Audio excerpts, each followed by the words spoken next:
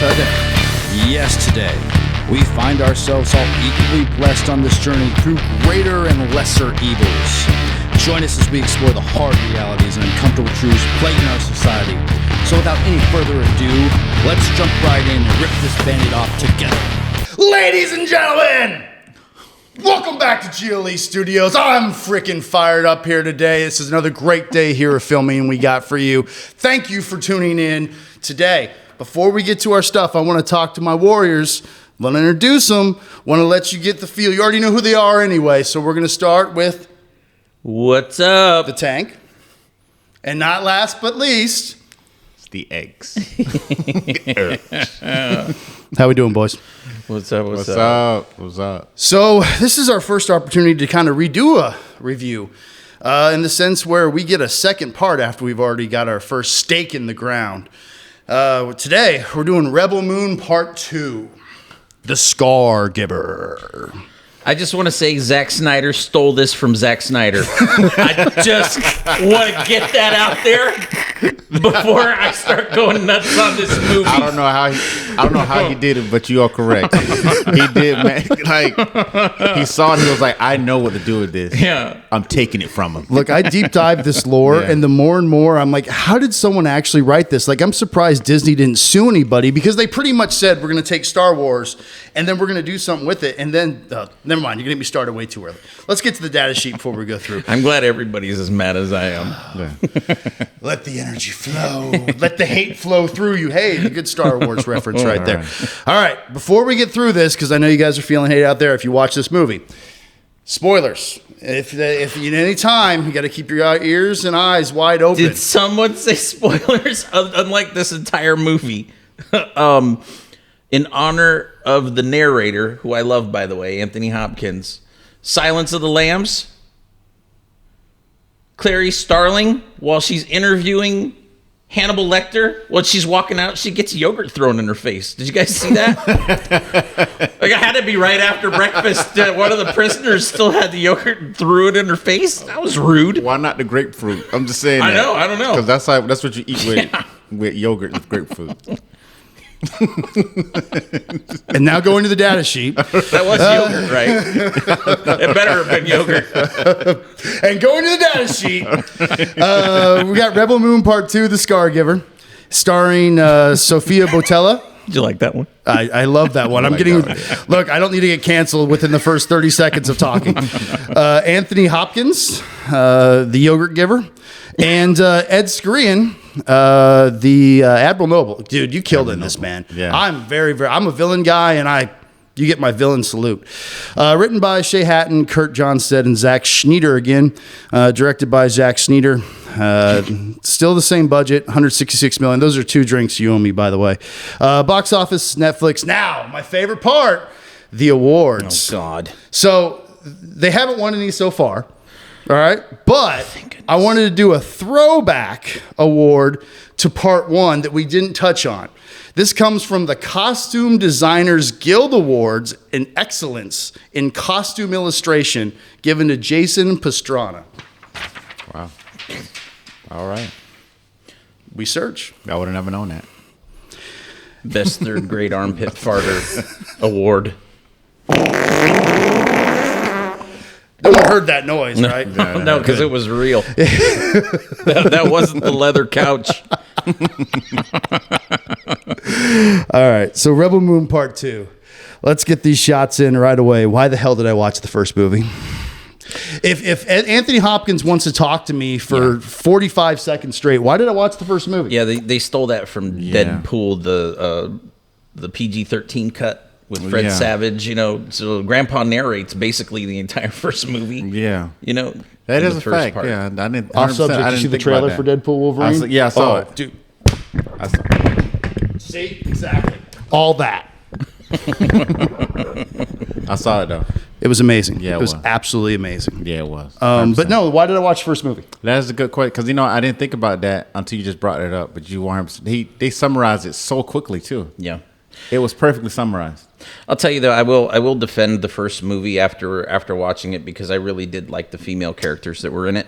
So like the first movie was actually necessary for me because now you've shown me that they're badasses, and here we go into this movie, and it kind of starts pretty good. So I have a theory. It's the magician's trick. It's giving you away the magician's turn, right? Mm-hmm. They knew that people didn't watch the first movie. So you know what they want to do to make sure you could watch the second one without watching the first one? They tell you the whole first movie. Magic trick. Yeah. That's fine. Obviously it worked because people are watching it, like you said before we started. So, all right. So the speech moves to war prep. Man, I got the Three Amigos theme. If you haven't seen Three Amigos, this whole thing is like a bad Three Amigos. Yeah. You know, it because everything has already been done. It is actually to defend why this is happening. It's really hard to be original. All the great storytellers are dying now. They're all our grandpas and great grandpas, and they've left these stories with their grandchildren, and we're just telling pieces of each one of these stories that was our favorite part, and that's why I think we're kind of seeing them come up in movies over and over. Yeah, I think I have to agree with you on that. I think people have been just a little bit, I call it hypercritical. When you have a like me. Yeah, saturation, a little, you know what I'm saying, a little saturation of the market, so to speak. Yeah. Ooh, there's only so many times, I mean, you can tell a story. I mean, in essence, as I go back to this story all the time, is that it is an original. I like the story. I like that it has different characters. I do too. It's just that, we've seen these things before. Once you get out to a certain point, you are going to run into a repeat, so to speak. So you know what we haven't seen? Because I give you shit for this all the time, so I got to back this up. A cuck finally got laid. A cuck earned his booty. That is a fact. One for the cucks. He is no longer. Cora deserves a better man anyway, though. You know, in a movie like this. You know who she should be with? The general. Her and the general would make beautiful babies. No, I don't. I don't believe that good and evil. No. General Titus. Dijon Humanser. Oh hell yeah! That makes way more sense. Wow, it's funny you brought up good and evil merging. I'm sure we'll talk about that sometime soon in the movie. Yeah. But all things being said by there, this is basically a horrible setup for war. I want to go through this, but help me here. Help me here. Well, the point is this could be one of those issues where if you read too much, you find yourself falling off a cliff, so to speak, right? Look at you. No, that's a fact. And even in movie speak, you know, they start this movie with ding dong, the witch is dead, witch old witch, Hans from then it turns out he's not dead. Bastards. And then they're like, psych. But the good thing is that I think they pulled this off better than, say, I don't know, the last Star Wars where Emperor Palpatine was there the whole time. And the fact that somehow no one knew that the most powerful person in the universe was still alive. Yeah. They did manage to pull this off way better than that. I think that's a that. low blow because honestly, The Last Star Wars, I can list 35 movies in 6 seconds that are better than that movie. Well, yeah, but that's my whole, that's my whole point, though. Yeah. And when they give that to you, you know, she thinks the Emperor's dead. The ships are still coming. I'm sorry, the Admiral's coming. The ships are still coming. Yeah. And then Jaman Hanshu, the general, says, well, some things aren't what they appear, So I do like how they kind of set that up, that it is a bit ambiguous. Yeah. And if the Admiral is dead, why are the ships still coming? Yeah.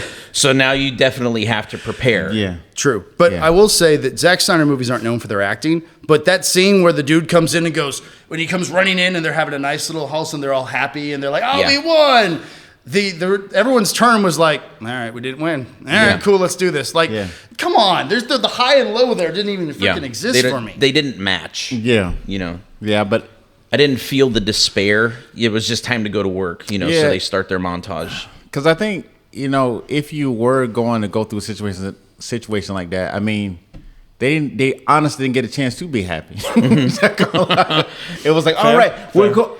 So if that's the case, that was the longest horse ride ever. It was. If you cut from scene 1 to the last scene in part 1 to there, that was like 6 hours of horse riding. Oh man, that's what it was like. Anyway, we'll cue into what he talked about in Sexy Farm Simulator. Like this is, if this was the best ad for farming I've ever seen, get some sexy people, get some dirt under your fingernails. Yes, absolutely. Everyone is beautiful. Oh yeah. Absolutely. Everyone is beautiful. I still would have taken a sick day myself. It just looks like a lot. Everything looked really heavy. But if the farming, look, I know we have a farming issue all around the world, but right now, if you watch that issue, people are like, man, we need to get some farming going on here. I think that they're both on wrong sides of the coin, and I don't really feel that they're on the right side of the coin, where they're just defending these farmers. And I'm going to go back to Dune. When Timothy Chalamet was conflicted to start a war that he knew he was going to kill 2 billion people, this is going to start a war that kills everyone on the freaking planets across the world. Sure. Is this the right thing to do? No. I mean, at the end of what I'm looking at here is kind of this Kylo Ren character, that throws a tantrum from time to time. Wants all the power consolidated for sure, but for everybody to live under thumb, and nobody really wants to live that way. I don't think there's much else there. And then you have this great planet with great people that drew a line in the sand. Yeah. This to me, in my opinion, this is like I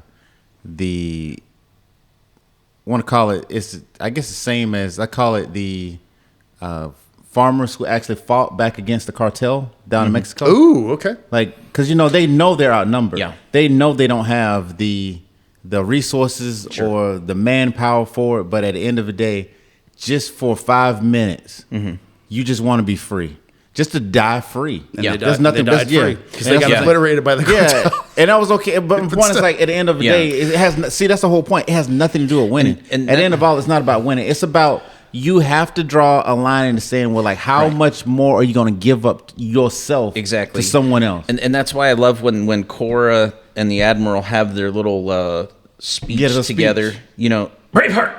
Yeah. Because she's like, you can leave with your lives. Giving them that ultimatum, in a very proper way, because like, look, this isn't going to end well for anybody. Right. Also, what general leaves the battlefield in the first freaking 15 seconds of that? That's not Sun Tzu, I can tell you that. Right. Who are you talking about? Like Admiral Noble's off the battlefield within 15 seconds back to the ship so he could serve you everything, because he's not going to die. He's not the type to die. He's a one-on-one fighter, but he ain't a war fighter. Well, see, so I will say the one thing about when you're talking about like both sides, like either side being good or bad, the one thing I will say about Admiral Noble, or at least the character itself, is that he's just trying to get from step A to step B. He just want to climb that ladder, man. That's right. That's it. That's his He purpose. doesn't really care about the Admiral thing. He likes the amount of power he gets, but at the same time, he just want to go to Senate. So let me do this. Let me get to this next question. I'm going to start with you on that because you're on the right path. I want to go here. And Star Wars actually showed this very well. The rebels won. They got that toy. It's like that dog. They got the ball at the end, and then he doesn't know what to do with it. Yeah. And then you fast forward to the New Order taking over power over the whole galaxy here. And humans have this innate inability to change. So do you not see the same scenario here happening? Like, once they do all of this and they all get all this glory, where do you go with this change? Oh, you mean with the Admiral? Well, with everything, because this is the point of rebellion, right? To overthrow the people that are oppressing them. Like you said, people don't like living under the thumb that pushes them down. Well, even after you got pushed back in the first movie, you see that he's power hungry, and even after they bring him back and they make him bad Captain America, and he picks up one of the guys that's standing there and whatnot, and you could just tell that when you lose sight of what your goal was, regardless of what side that you're playing for, it becomes that absolute power corrupting absolutely again. You lose sight of everything, and that's where I'm kind of go with this. So what was the point of this rebellion? Do you think that once this rebellion's done, so we don't know the ending to what's going to happen here, right? Mm-hmm. But this is going to start a tsunami. This is start a butterfly effect. This is going to be heard all around the universe at one point. If they do these movies correct, especially if the princess is still alive, like I told you back in. So I'm not spoiling anything. If you watch the first one, I told you she was still alive. Green Mile Girl's still alive. I love it. But where do you see this going with that? I mean, I don't feel like they've won anything. At the end of the day, this is all great. Everyone can all go, we all won. And what the hell did you win? Well, they won, one, their respect. Yeah. Then two, they also won the fact that they get to choose when they're going to die again. That's it. So they're not under the behest of a larger power that has nothing good for them at all. Yeah. Like there is, because even remember that was all about the first movie. They were going to take all of their Everything. grain. Yeah, everything. Yeah. And they were just going to sit there and starve to death on their own planet after like toiling all that time. In sexy farm simulator. That's what I'm saying, yeah. They won life on their own terms. That's just it. At the end of the day, that's all. Because that's all that we're looking for every day. Yeah. All of us every day live to just die how we want to die. Cheers to that, to everyone to live their life the way they choose and fulfill it.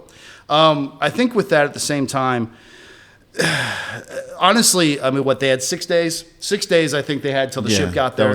Farming took like 2 or 3 days, so you got 3 days to learn how to fight. Well, I love that part because I really actually did because it was very Mulan-y. Yeah, and then you found out because every shot they put down range was right on target. Yeah. Unlike it was, like they didn't really waste much. So you actually found out that these people are kind of badasses. Yeah. They really didn't need much training. They were just living peacefully this whole time. And so that goes back to I don't know if you know, like during World War II, I think it was World War II, right? So when they needed pilots, they went to farmers. Mm-hmm. Remember that because farmers already knew how to fly. Yeah, they already knew how to fly. They took them, and there was no indoctrination. It was like either you can hit this target or you can't. Mm-hmm. That's it. And they literally gave them a plane and say, figure it out. Yep. And this is the exact same thing that happens because most of the time, when you have to stay in shape because all militaries want the same thing. Yep. They want a demographic that is physically in shape and able to do things. This is very realistic. Yeah, it's very realistic. When you look at how farmers are, and even growing, doing a lot of my formative years in the Midwest, and being around some farmers, they knew how to fix their tractors. They knew how to shingle a roof. Yep. They knew how to cultivate the land. Because they don't have money to do all that. Oh, absolutely. Yeah. They knew how to rewire everything. Yeah. They knew how to do everything. Yeah. That's right. So I want to go another thing that really struck me that you both talk about real life is that team bonding thing. Look, if I already know enough about both of you, if we're going to go out and go fight someone and go die, we're good. I don't need to have that moment. But these guys had that moment of that actual bonding where they looked at each other in the battlefield and you could feel that you raw can emotion. anticipate each other's moves, especially if you have that type of training together and things like that. And that's why some teams are great and some teams aren't. Right. But when you see that an entire population really is in sync, that they really could, anticipate each other's movements and preserve their way of life. I really thought that was really realistic, honestly. Even though like the montage seemed a little bit too perfect. Yeah. While they were going through the motions of, learning to swing a sword, and you find out they already know how to swing a sword. Learning how to put rounds down range, and they already knew how to put those right on target. Because they've had to hunt, and they've also already had to bale hay. Not bale hay, but cut wheat. Oh no, baling hay sucks. So they already knew exactly. Yeah. But they already have strong backs. You don't need to work them out. You don't need to really train them. Yeah. Just got to show them the new motion to make. Exactly. You just got to give them the focus to go to the target, and that's about it. Yeah. Get it over with. Like we're no longer cutting wheat. We're now cutting arms. Yeah. Oh yeah, limbs. Arms. Yeah, limbs. Yeah. I mean, how do you fire a gun without an arm? Oh yeah. For the record, I would have died of dysentery on the Oregon Trail, like in the first minute and a half of that montage. Tank has died of dysentery. Carried off by an eagle. I can't. Someone else talk. I can't. Oh, the Oregon Trail is definitely on the screen there. I cannot. Also, even though a lot of this movie was cliche, I also love the little flashbacks where they show some vulnerability of each other. Exactly. And what I love most about Cora is that she showed emotions. She's not just, this tough robot of a woman. Yeah. No, she has nurturing qualities, she has emotional values, so it's okay to cry. Yeah. It's okay to feel things. It's okay to bounce a kid on your knee. It's okay to laugh and do things in the community. It doesn't show weakness. It just shows that you're human. Yep. I loved that. I actually appreciated that the villains had a plan.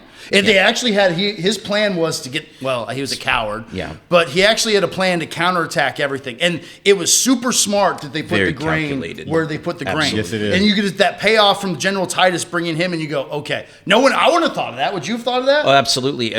if we've been to some of these Middle Eastern countries and whatnot, and Geneva Protocol dictates that there's certain things that you can't do. That's right. And sometimes the enemy has been caught putting weapons caches in religious areas and hospitals, right? Yeah. Which now makes them no longer a religious, artifact or a health center.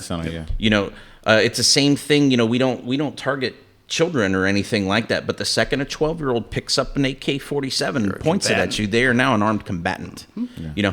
And that's why even in the reverse of this, because if we have something that you want, you're not going to blow me up. I'm going to put it, I'm going to put it all over, where our stronghold is, So it's in the reverse. But I love that because they're exploiting their own asset for their own benefit. Absolutely, and safety for that matter. And they have a lot of women and children to protect. That's right. They do indeed. So I think the thing that you got there that I'm going to go perfectly to go into is we talked about that scene between her and Noble where they're talking and they're baring their souls, and she goes, she's a little Braveheart.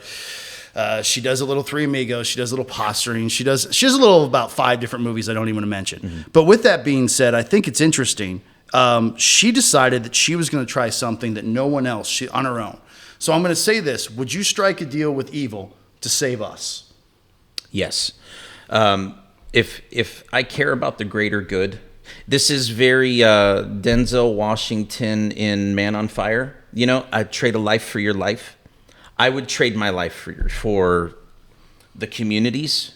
I would do that. I'm going to keep you short because I got to follow up right behind it. What would you do? I'm an idealist. That's the same thing. Like I thought it was I was actually shocked that that deal was even put on the table in the movie. Okay. Yeah. Right. And then the fact that she went and was going to follow through with it. Yeah. Okay. I was actually kind of surprised. So follow-up question with that. Do you think that evil's actually going to follow through and they're in the bargain if you make that with them? Honestly, no. And that's why, if you have to know who you're dealing with in these types of situations. If you think it's an honorable person, well, yeah, I would sacrifice myself to save the many. But what I also love in a situation like this is when the many goes, no, we want to do this with you. And then I'd have been like, all bets are off. We're going to town. Right. I'm assuming your answer would be the same thing. That's same thing. Yeah. Same thing. I don't know if I'd trust evil. I would have just pulled out my gun, shot him in the head right there, and just been done with it. And then you can shoot me afterwards. That's fine. But if he's dead, that means everything they have to do exactly what they talk about. The ship's got to leave. You win anyway. Yeah. But maybe that's just me. I don't trust people. I have a horrible issue trusting. So cue that whole battle queuing off, and then we get your Shadow Whisperer, your Anthony Hopkins, Forest Guardian, Jimmy, the B-3PO? B-3PO. B-3PO. And I will say this. I don't think we're going to get the rest of the army, man. I don't think there. Maybe we'll get it. And I'm sorry if I misled the audience, but I don't think we're going to get it. I think he's going to be the only one we get. Yeah, you mean part 2? Part 3 and 4. Yeah, so I they actually want to make this a 6-movie deal. Yeah. The 6-movie deal. And they want to shoot the next 2 back-to-back and then 5 and 6 back-to-back all together. Yeah, because he said he had 6 hours of 2-4. Oh, no, not even that. So, I mean, there's already content out there that they created. Again, for the manga, anime, or whatever. Okay. So there's already content. They go in the axle rods, your Ray Fisher. Yeah, Ray Fisher. And that whole thing. And that was a nice little save, too, when they come in there. And I'm going in there with that. So I also love her plan to board the mothership. I think that's a perfect diversion. So I will say, like, I'm in a minority. It's an old code, but it works. I was kind of like Star upset Wars about this movie at that point. Because, okay, if anybody doesn't know, it's just like one thing you don't do, and that's like you don't kill the medics, okay? Mm-hmm. And these guys, like, little near and dear to your heart over there, are they? It wasn't just that. It was like, I was like, man, they're just like, oh man, it's like they're really hurting. It's like, okay, but it's got a slow pulse, okay, but you don't see any blood. Even in combat, we don't target. Yeah, we don't target the medics. That's what I'm saying. And they didn't have any guns. All right, no, the one of them had a gun. That's right, the one of them had a weapon. I think the air traffic controllers failed them too. Because if you know you only launched 2 ships and then you got 3 ships coming in? No, it was 3. It was 3. Remember, the first one got blown up. Oh, yeah, it did. Okay, all right. So that was part of the plan. I subtract that. I will say that was actually part of the plan. I subtract that. But so it really blew my mind when she just got up and started shooting. I was like, whoa. Hey, man. At least shoot wound 1. Or if you have to get just 1 and they tie the other 2 up. I promise you, they're not going to do anything. So on that same thing with that, what about the dudes on No, that was my second thing. That was my second thing. I was just like, those dudes didn't want to be there. They're just like, that's like shit detail. Yeah, they were just like, dude, I got in trouble. I knew I shouldn't have went out there last night. You know, I got one of them had long hair like me. Didn't want to be there. Yeah. He's just like, God damn, here I am shoving this goddamn. We're in a 77th century. I'm shoveling coal into a freaking furnace. All right? I'm just saying this. I'm in the 77th century. Here I am. Who came up with this? I'll be upset. Still shoving this coal, and then this lady's coming out of blue, just shoots. I didn't get a chance to do anything. You know, if anything, it's a mercy kill at that point. Like, thank you for this. I had 6 years of this duty. Right. I just got here. I just literally got here. I just did. The people with no weapon. I love the profound effect you saw on the battlefield when that mech and the decimation that it did and just annihilated everyone. It just reminds me that it's the same reason why I don't play the video game Call of Duty. I died 3 times just trying to create my character. I'm just like, you know what? This isn't for me.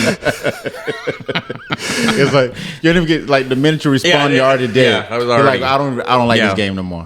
Also, the explosion inside the mech was perfect too, because again, that's the only way you're going to take out the mech. You beat the armor. That if he would have shot through it or punched through it, I'd be like, come on, yeah. Little Starship Troopers, and what was that Tom Cruise movie where he keeps dying and going back? Edge of Tomorrow. Edge of Tomorrow, I got vibes of both of those. You know, kind of even the same cinematography. You know, in that Blunt situation. Emily Blunt was dude, she did so much training. And she was a badass in that movie, too. Yeah. Oh, yeah. Vicariously badass. Now, she saw at the time and whatever. Watch the movie. We'll probably talk about it sometime. We got to review that movie sometime. But that's why, like, it's even when you're getting a movie like this, it's hard to not have deja vu to other movies because so many things have already been done really well. You know, that we're too hypercritical. That's what it was. That we're too hypercritical. So, you know, if everybody's taking a little bit of my advice and turning the brain off and watching this and pretending it's the first time they saw something, a lot of this was actually quite good. And that's my whole point to it. Just like you just gotta. This is a true movie where you can't go jumping and thinking that you've seen this or wherever it is. You just have to go in with like, okay, this is an action movie. See it as an action movie. Go along with it, and that's as far as you can go. Right. Because I guess you could say. Going into the movie with too much baggage, you legitimately see every flaw in the movie. Hypercritical. Straight up. I'm going to take both your advices in the movie we're going to go see after this taping today, because I probably might need the same thing. You guys will see what we do it next week. But with that being said, so the ship goes boom. She gets her way. I love that sword fight. That sword fight was epically perfect for me. Actually quite terrific. You know, if you look at the choreography, the only problem I have is I really do think that Zach Snyder overuses slow-mo. Because now you're starting to see that his stunt people aren't really good stunt people because they're already leaning into the punch or they're leaning away from the kick. Okay. And if you just would have taken that at full speed, it would have looked great. It's just his thing. I know where you're going with that. I think it's overused. I hate you. I'm not disagreeing with that. But it's like every director wants, what is that? Their stamp. You talk about their stamp they want to make on the movie. That's their thing. And he just can't get away from it. It's his I felt the whole table move all the way over here. I got away. You saw me vibrate. I was like, ah! Even on accident, you're the strongest man on the planet. Wait, did you make my mic fall earlier too? Did you just went like this? No, that was it. The juggernaut. They could have used you on that planet. Yeah. I had the. Who do you think was in the Jimmy suit? He was in the Jimmy suit the entire time. Go ahead. During the movie, I actually had to I was trying to understand why, when she touched the sword, she had to blah blah. So I actually had to look this up. So I had to look it up, and I was just like, okay, so it turns out that the sword gets hot. It's fingertip genetically. So if someone picks up that sword and tries to use it against you, that sword. Is that why she cut her arm off? No, this is the other one. Oh, the other one? This is when you remember Cora goes in the hallway, she kills the soldier in the hallway, and then she uses the sword to kill him. Yeah. But then she's like, and then it's like So it's fit to his genetic profile. Okay. So those swords, only Judge certain Dredd. officers. Yes. Okay. Basically, Judge. Thank you. See, he's been holding that like he knew I was going to say it when we talked about it. But it's also genetically encoded. Okay. So she was able to break through that. That's why Admiral Noble, when she went to pick up his blade, she stopped. Okay. And that's why it just so happened that her blade, whatever. It was a great, I love the sword scene. Yeah, it was. This is a good scene. I have forgiven the swords for being great value lightsabers because everything they did with them was pretty cool. Yeah, it was. Yeah, it really was. Yeah, like I like that. Even the duel. Like I'll tell you, it was like a shocking death. I'll say that for a fact. Like the the duel wielding like lady. I didn't think she was gonna die. The Hunter Witch, the witch hunter. Yeah, witch hunter. Yeah, I can't remember her real name. It's a member or something. It's something member. I'm sure I'll put it on the screen. Yeah, but the point is like I was actually kind of surprised that she died because of they really hung on to the the loss of life kind of deal like that with her. But I love that because she got her humanity back. Yes, she did. At the end. Exactly. She hugs the little boy. Yeah. She learned humanity. Yeah. She flushed it through her entire system and she learned humanity. Yeah. So I love that. She's just the big redheaded guy from Braveheart, when they keep stabbing and he just kept going and going and going, But again, I forgave them for that. And I do love that, they showed a female character that is so badass and it is okay to have feelings. And she got a little attached to the kid. And how many lines did she say in the entire both films? She didn't need to. Not many. 7? She didn't need to say much. All of her actions spoke for themselves. I dig a role like that. The hero's burial, I mean, every movie in existence it's lost, someone's done that. I don't want to beat them up too bad for that, but I at least found it cool that they spent time during the movie to give respect to the people that laid down their lives for their freedom. Exactly. I like that even, and we do things like that, the gun salutes and things like that, for our fallen. So I do like that, for somebody that has done more than their share, acknowledging that. And I love the gifts also that they targets give the warriors. Those are war targets. Because it sometimes it's never about just the monetary compensation that some people get for the actions of saving villages and things like this. It's actually about the gift. Yeah. Appreciation, because they didn't have anything, and that's worth millions to my heart. Right. And that's why, and I really loved that. Cora, again, when she gets hers, they show you that she's a real human being. And they're all so very appreciative because time was spent on you instead of just that actually has more value to me, time, right? Than the decimal place in your checking account. So that's fair. People spending time on me, I value that. Yeah. To reach out to Zach Snyder because I'm sure he's watching. Zach, we love you. I'm sure you're watching right now. There's 4 more movies. 4 more movies. What do you want to see in the next 4 movies? I want to see more badass women. I want to see a good story. And honestly, this is a good story. It's moving along really decent for me.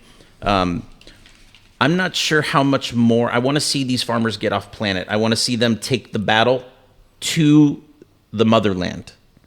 Find a way to get them over there. Instead of things always being, destroying our own homes, go over there and give it to them. Mm-hmm. I think would be a really interesting take. Okay. Yeah, with me, I would say I would only want maybe at the most 2 more movies. I can't see how to turn into 4. Yeah, maybe 2 movies. On top of that, you got to go with Belisarius, her dad. That has to be solved. It has to be like just done. It has to be like squashed. Mm-hmm. All right. I would like more of an explanation what kind of universe this is, because how does magic exist? Is this magic? Yeah. Is this like a birth? It's like a mutant strain thing that's going on with the daughter. Mm-hmm. What is her name? Green Mile Girl? Yeah. Princess Sheldon. Yeah, Princess. Yeah, Princess. Because I think this actually is in the Quentin Tarantino universe, because apparently whatever's in her chest is in the Pulp Fiction briefcase. So, but that's my exact point. That's what I'm saying. You can, because like that's what I need. That's why I need at least that one thing solved, and 100% I would be okay. Like I don't need like the after effect or a long-term war, or if they win or not. I just need to know the metrics that make up this universe, so to speak, right? Because if magic is out there, why is no one else ran into magic yet? Yeah. That's it. You get what I'm saying, right? Okay. Because it's like I call it the Game of Thrones rule. right? Yeah. So either expand on it, or take it out, altogether. Mm-hmm. Yeah, that's what I'm saying. Either expand on or take it out. That's it. Yeah. Well, please listen to us. Those hands are very, very conditioned today and soft. Do you want to go ahead and squeeze? Oh, just leave me alone. He meant his throat. I was gonna say, what are you talking about? Yeah, I'm gonna go with for this part 2. I'm gonna go with like I say sensational, like, because I think, like I said before, this is a good movie. You sit down, you don't turn your brain on. You can actually let this go. You let them talk it out. It's a lot of action scenes, a lot of fight. You can keep track of the story, and it's a beautiful movie. This movie is beautiful. Like all Zach Snyder movies, it is absolutely beautiful. If you have a very high quality TV, a theater system, you put this on as literal background. It looks beautiful. On par with the first one, which is actually hard to do when you're doing sequels and things like this, because there's usually, a hangover, that happens with, the original when it felt original, and then the second one might not be as good, and then the next one after that, it's the Friday the 13th syndrome. Right. The first one when it was original and everything else was kind of until it lost its way. Yeah. I think this is right on par with the first one. I think it was just as astonishing for me, because I didn't read the animes. I didn't, or watch the animes or read the comics or anything like this. So other than the epic movies that it has incredible coincidental parallels to, I'm with you. The action was incredible. The storyline is really good. I love the characters. I'm really attached to a few of them. Yeah. So, and because I can relate to them a little bit. Yeah, and I would just to in his defense, I would give it an astonishing. It's just that I feel as though this is a part 2 that needs a part 3. Oh, okay. That's it. Yeah, because it's only set up, but it seems as though like this isn't where you stop. Where you stopping at? I also want to see more. Yeah, that's what I'm saying. I hope that this is popular enough that they do at least one more. At least one more. Yeah. That's what I'm saying. I just need at least one more to. So I'm going to bump it up. Yeah. I'm going to take mine to an astonishing, and I'm going to make this difficult for both of you here, going on to best of show here now. Which is better? Is Rebel Moon Part 1 better, or is Rebel Moon Part 2 better? I like the second one. I think the first one was necessary to give you, some character story, but I love that the characters in this one are vulnerable. They show you, while they're in their little bar scene, having their little drink together and whatnot, they're vulnerable. If you look at how the development and the climax of this one, I think is just as good as the climax of the first one, where they push everybody back, and it does look like they've killed the Admiral for good, she end games him, Thor, took off the head, all these little things, but these are really good ways to end movies and whatnot. So just because it happened before doesn't mean that you can't use it again. I think that those are very befitting. It's the same when in the little, like what I like to call the red wedding scene, and they Julius Caesar him in public, and it was really weird that they were playing their own music, like he didn't know. That was so, we never even talked about that. Right. Was like my favorite. So I was like, you know what? They deserve that. Yeah. I'm saying right now that those violinists, man, I was like, they know how to read a room. Absolutely. Everybody's telling, forget you. Oh, you're about to die. Oh, you're about to go. Oh, yeah.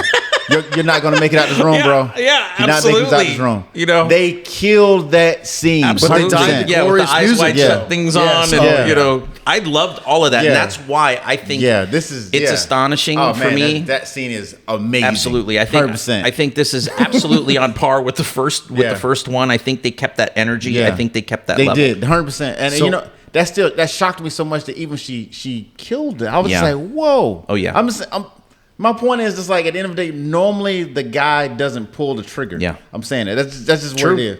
That the good guy normally doesn't pull the trigger, and for them to go all the way through with it, that was dedication. Yeah. I was like, And we did a disservice and to not bring that up. And you know what? We saved the best for last. That was our whole purpose behind this. But the nice thing was he just turned to her like et tu, Brute. Like he was the one wrong by all this when it was his plot. Yep. And all the senators were like, yeah, she's to blame. That's mob hysteria, you know, because he killed too. But, you know, once you deflected and over there, like that's worse, you know. And they all just went along with it. I thoroughly did enjoy that. Even though Game of Thrones, Red Wedding, you know, you felt this one coming, I still thoroughly enjoyed the way that went down. Exactly, I think that this held that energy really well. You gave me more emotion from your characters, you know, which allows the audience to feel with them. So that's why I think at the minimum that this deserves the same rating that I gave the last one. Okay. It's astonishing. So would you put it above it or below it? I think it's right on. Whether it goes up, I think it's right with it. Okay. I think it's exactly as good as part one. I gotta agree. Okay. I can't even So just putting it underneath doesn't necessarily mean it's worse. It's just the same part scores. Two. Yeah. It's because mine evened it out with it, and I made it higher on purpose because I'm the villain. Above or below, everybody knows that honestly anyway. No preference, but just to keep it in the order, part one and part two. You know, I don't think it was better, but it's certainly not worse. Yeah, it's definitely not worse. That's the whole point. Like, it definitely was not a worse movie. Notes to go forward with that. So, well, and unfortunately brings us at this time. Guys, we're going to end another episode. I can never say how much we love you. We love you guys so much. Thank you for everything. Now, you guys want to say anything to the nation? 14,000. Wow. That's all I'm saying. That's insane. It's like, whoa. And that's not my absolutely. Yeah. That's love. Thank you guys so much for believing in us. Thank y'all so GLE much. Nation. Yeah. For the X, for the tank. This is Nitro. See ya! Well, ladies and gentlemen, that brings the program to its unfortunate end. If you liked or hated it so much you can't wait to see what we say next, smash that subscribe and like button. Join the family. Join the ride.